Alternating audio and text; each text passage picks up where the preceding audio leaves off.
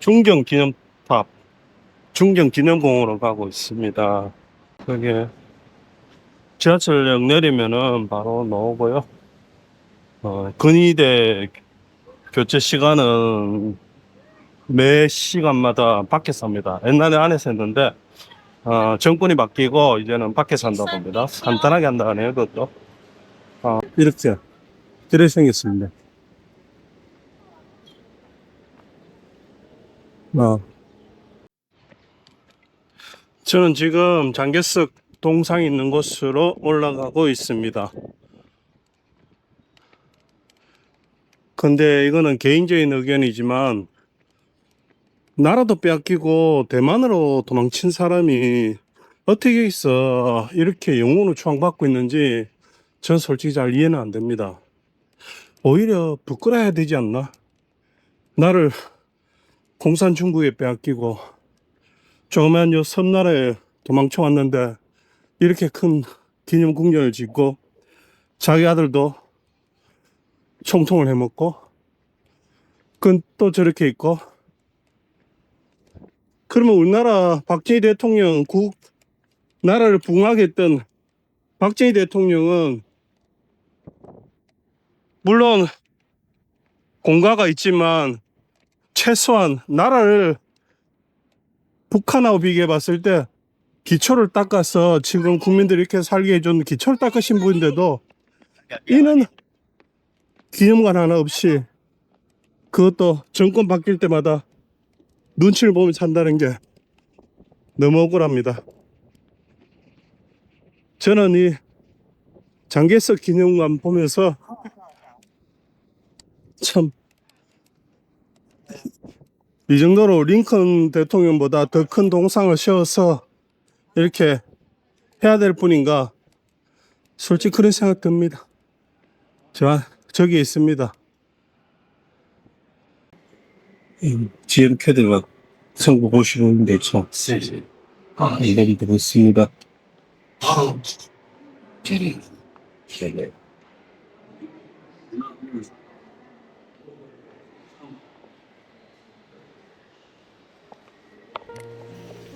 대만에서는 2.28 사건이 있습니다.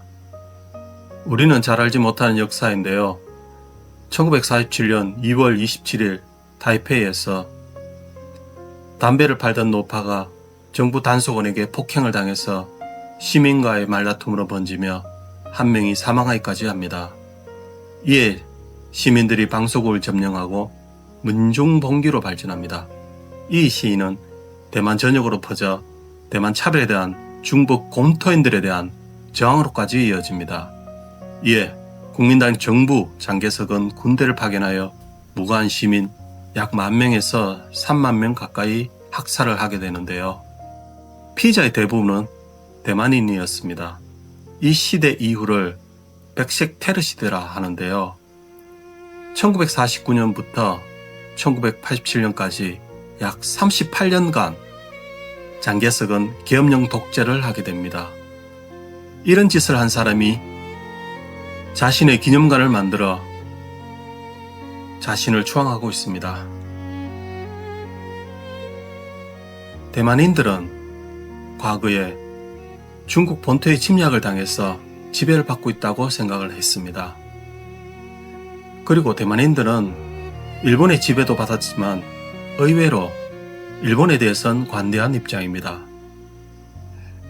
왜냐하면 일본은 중국 본토인 만큼 잔혹하진 않았다고 생각했기 때문입니다. 1987년 계엄령 해제 이후에야 진상규명을 요구하기 시작했고요. 1995년이 되어서 정부의 공식 사과가 나옵니다. 우리는 해방 후 제주 사건이 있습니다. 이는 2.28과는 성질이 조금 다릅니다.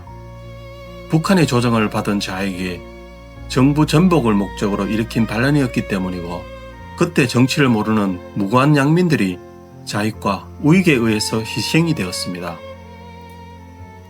이 무거운 역사 앞에서 저는 한 독재자의 기념관에 와 있습니다. 독재자이면서 공산주의가 죽도록 싫었던 이중적인 인간의 모습을 그리는 이곳에서 저는 무거운 기본을 버릴 수는 없었습니다. 세상에서 가장 가난한 나라였고 아프리카 어느 나라보다 못 살던 나라를 세계 10대의 강대국으로 될 수 있도록 초석을 다진 박정희 대통령의 제대로 된 기념관조차 없는 나라. 작은 동상 하나 세우는데 어려움을 겪었습니다.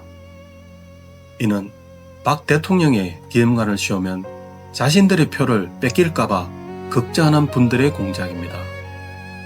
어떤 분들은 6.25 때 인민군으로 참전하고 중국 군가를 만든 정률생에 대한 기념을 한다고 합니다. 출신 초등학교에 벽화도 그렸고요. 자신들에게 도움이 되기 때문에 반대를 안 하는 겁니다. 이랬어야 되겠습니까? 이승만은 왜 좌파를 부정하는지 아시는지요? 그건 북한의 조정으로 북한의 김일성을 유일한 합법 정부이자 지도자로 만들기 위해서 만든 북한의 공작입니다. 이승만을 부정하면 누가 올라가는지 모르시나요? 바로 김일성입니다. 그것을 충실히 이행하는 자들이 종복이고 좌파인 것입니다.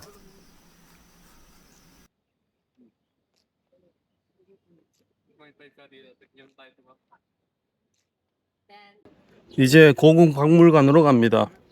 고궁박물관에 뭐 나온지 모르는데 배추 있었으면 좋겠네. 동파육도 있으면 좋겠고. 그게 전시품이 많기 때문에 돌아가면서 전시한답니다. 그래서 오늘 뭐가 전시된지는 몰라요. 일단은 크루 통해서 10% 할인으로 예약을 했고요. 가는데 1시간 가까이 걸리는 것 같습니다. 이제 지하철 타고 버스 타고 그렇게 가야 됩니다. 제가 이 크루로 섰고요. 이 티켓을 김입구에 이것을 갖다 대면 이렇게 입장할 수 있습니다. 그러면 10% 절약할 수 있습니다. 이렇게 가구 손상 없이 잘 보존하고 있는 것 같습니다. 저기에 있는 것 전부 다 옥이고 도자기입니다. 자기도 있고.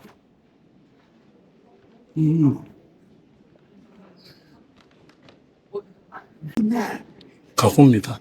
응접실에 의자를 두고 중간에 탁자와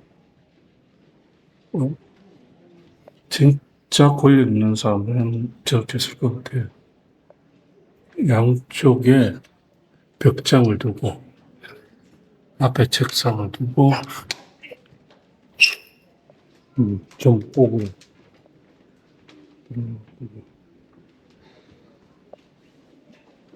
탑안에 저기 구멍 뚫어놓은 거 보세요. 뭐야?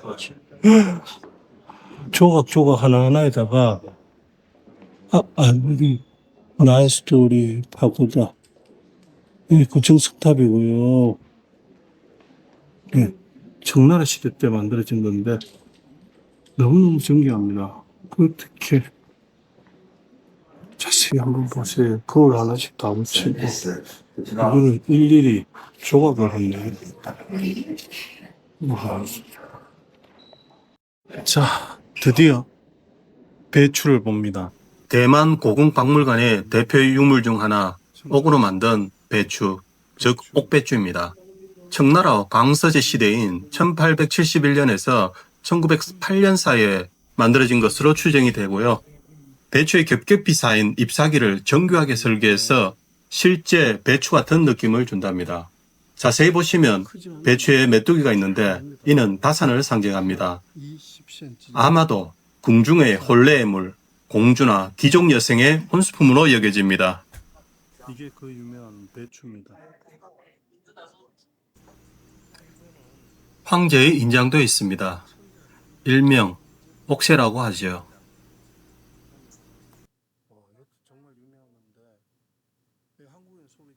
302호실은 특별실인데요.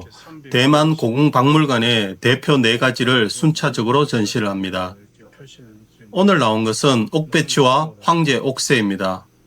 그리고 나머지 2가지는 동파석과 거울입니다.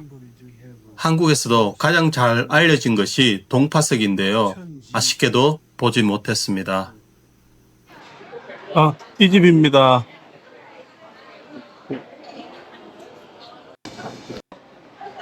유명한 동사육집이었어요. 이거 돼지고기 육개 장난 아니죠. 그리고 두부 시장 안에 있는데 정말 손님도 많고 끝내주네. 한번 맛보겠습니다.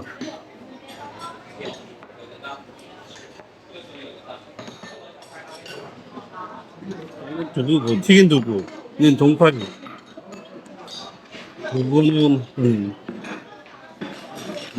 한 5,000원 정도? 5,000원에 두 개씩. 이거는 30이니까 한 1,500원, 1,500원. 이제 대만 공항 안에 들어왔고요. 여기 샤워실 찾아가지고 샤워를 하고 나가겠습니다.